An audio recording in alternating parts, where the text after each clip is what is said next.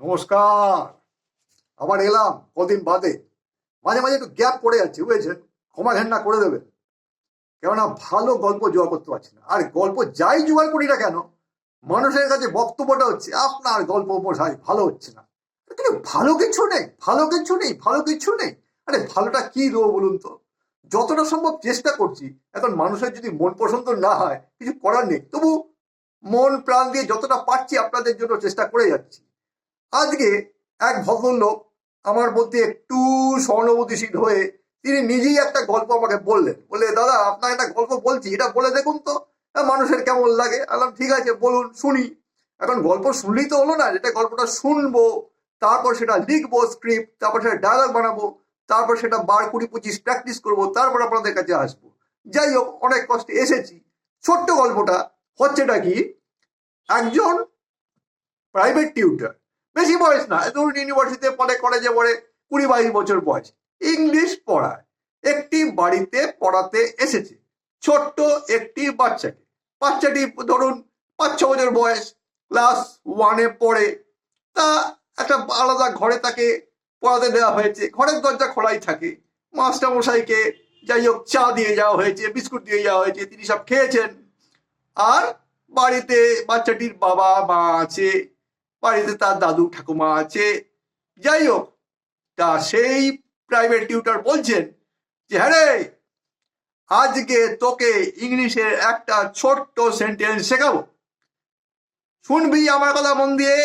আমি যেভাবে বলবো তুই সেভাবে বলবি, ঠিক আছে?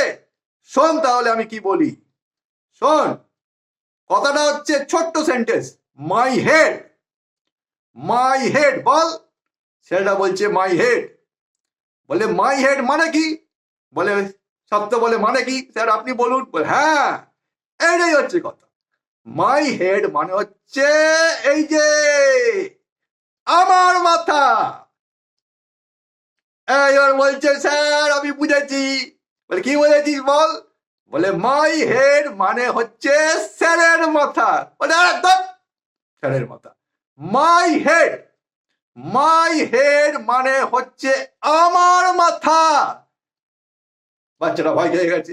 বলছে স্যার আমি তো সেটাই বলছি আপনাকে, বলছি এটাই যে মাই হেড মানে তো স্যারের মাথা।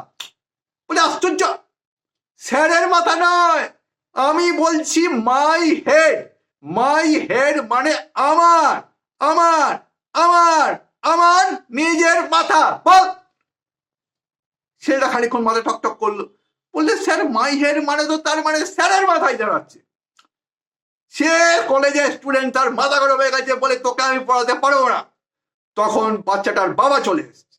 বাচ্চাটার বাবা এসে বলছে, তুমি দাঁড়াও দাঁড়াও দাঁড়াও দাঁড়াও, আমি বলছি। শোন বাবু, শোন কথাটা। মাই হেড মানে হচ্ছে আমার মাথা। এইবার বুঝতে পেরেছি, মাই হেড মানে হচ্ছে বাবার মাথা।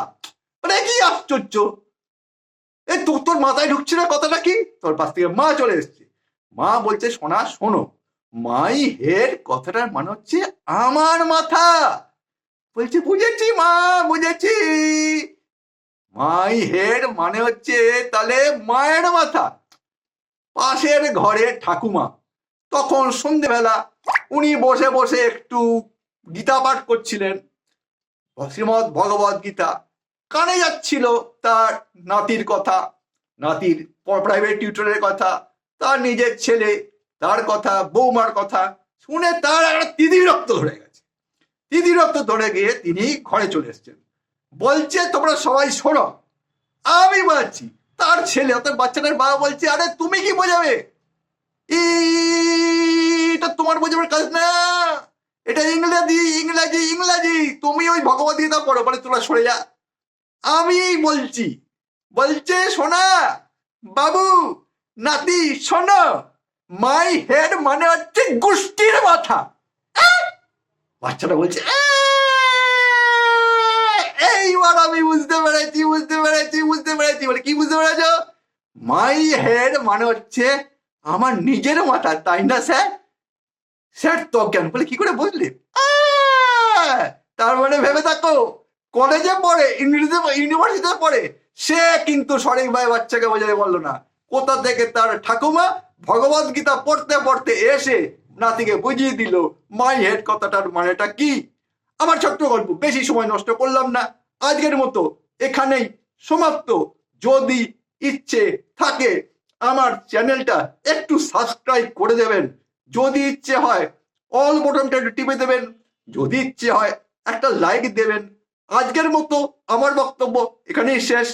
আবার আসবো যদি আবার ছোটখাটো কিছুটা জোগাড় করতে পারি। আজকের মতো জয় হিন্দ, বন্দে মাতরম।